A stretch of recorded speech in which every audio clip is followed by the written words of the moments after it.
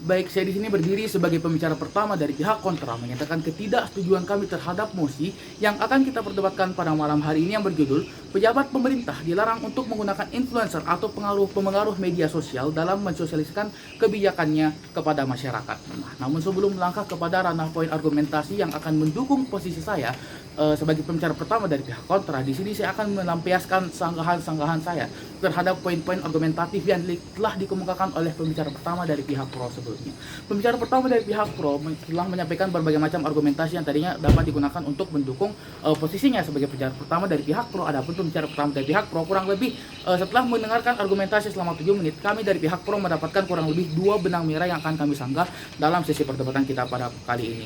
Pada dasarnya, argumen pertama pembicara pertama dari pihak pro yang mengatakan bahwasanya adanya kecenderungan untuk menggiring opini tanpa diskursus yang sehat di masyarakat dilandaskan oleh fakta bahwasanya pembicara pertama pro memberikan klaim bahwasanya kebijakan pemerintah adalah kebijakan yang sangat esensial bagi pada masyarakat itu sendiri. Oleh karena itulah harus terbentuk suatu diskursus yang sehat, harus terbentuk suatu diskursus yang menyeluruh di antara semua elemen dalam masyarakat sehingga nantinya tercipta suatu pemahaman yang menyeluruh terkait mosi, terkait kebijakan yang diambil dan ditempuh oleh pemerintah tersebut, terkait bagaimana elektabilitas dan lain-lain sebagainya. Dan kemudian pembicara pertama dari pihak pro memberikan klaim bahwasanya influencer atau pengaruh di media sosial itu bukanlah ahli dalam bidang dan tidak kompeten dalam hal demikian, sehingga nantinya mereka akan memberikan suatu klaim yang tidak yang disimplifikasi, yang tidak relevan dengan mosi, yang tidak relevan dengan kebijakan tersebut, sehingga dapat menimbulkan rancu dalam masyarakat dikarenakan akan terjadi multi tafsir atau multi pengertian dalam menafsirkan kebijakan pemerintah itu sendiri nantinya, sehingga mereka menawarkan solusi yakni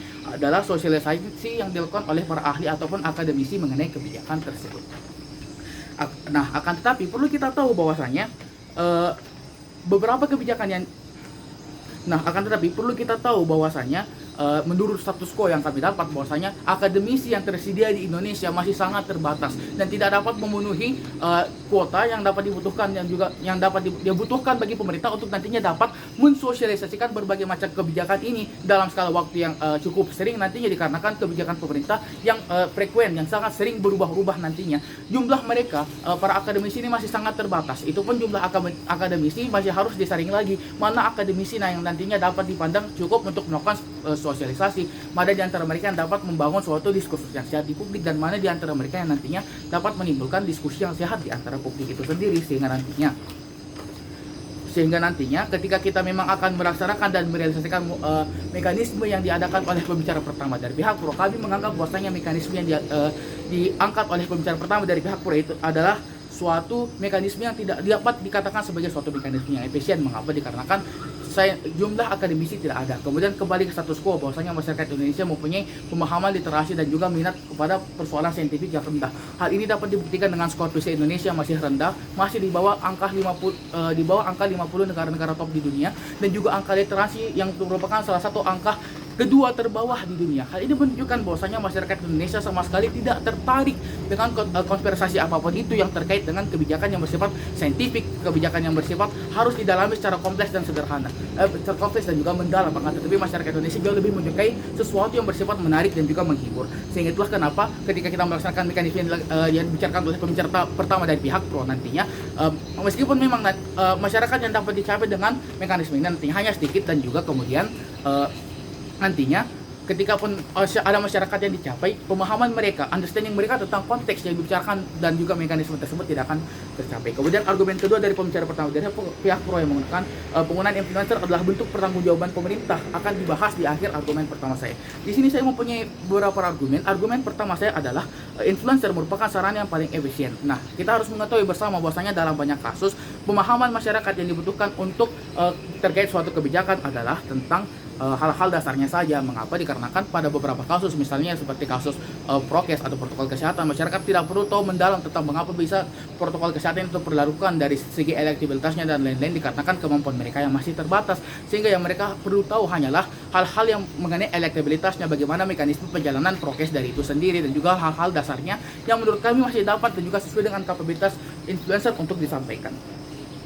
Sehingga dapat disimpulkan bahwasanya kunci utama dalam menjalankan suatu kebijakan adalah mendapatkan atensi, mendapatkan exposure sebanyak mungkin dari publik. Mengapa? Dikarenakan ketika kita mengandalkan mekanisme yang dikatakan oleh Pemencari Pertama Pro itu tidak akan efisien seperti yang sudah saya jelaskan tadi.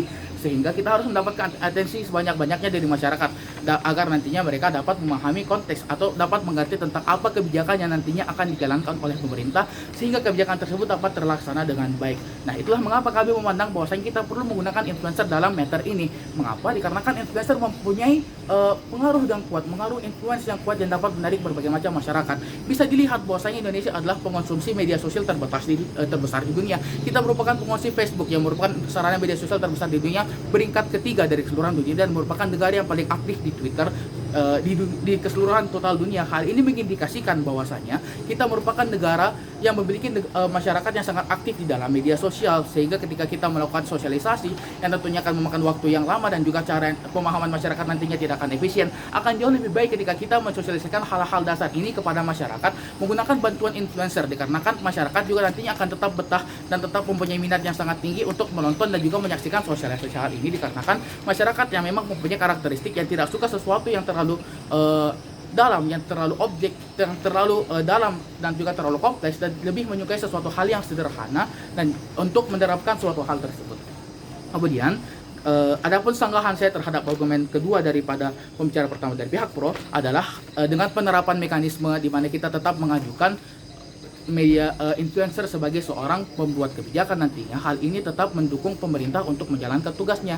Mengapa? Dikarenakan salah satu esensi dari pembuatan kebijakan adalah memastikan bahwasanya kebijakan ini nantinya dapat direalisasikan. Nah, akibatnya ketika kita menjalankan tetap menggunakan influencer untuk mempromosikan hal-hal ini, tentunya kita dapat menjamin bahwasanya masyarakat akan tahu mengenai kebijakan tersebut. Ketika masyarakat sudah tahu mengenai adanya eksistensi kebijakan tersebut dalam jumlah dan masa yang banyak, mereka nantinya dapat menggunakan hal tersebut untuk menerapkannya langsung atau mendiskusikannya terlebih dahulu sehingga tetap tercipta suatu diskursus yang sehat di masyarakat, sehingga nantinya ketika sehingga nantinya esensi daripada pembuatan kebijakan itu tercapai dan dengan cara yang lebih efisien dibandingkan dengan mekanisme yang telah dilakukan oleh pembicara pertama oleh pihak pro, sehingga secara tidak langsung tugas pemerintah sebagai pembuat kebijakan untuk memastikan masyarakatnya paham dan merealisasikan kebijakan tersebut tetap dapat dicapai. Sekian, terima kasih.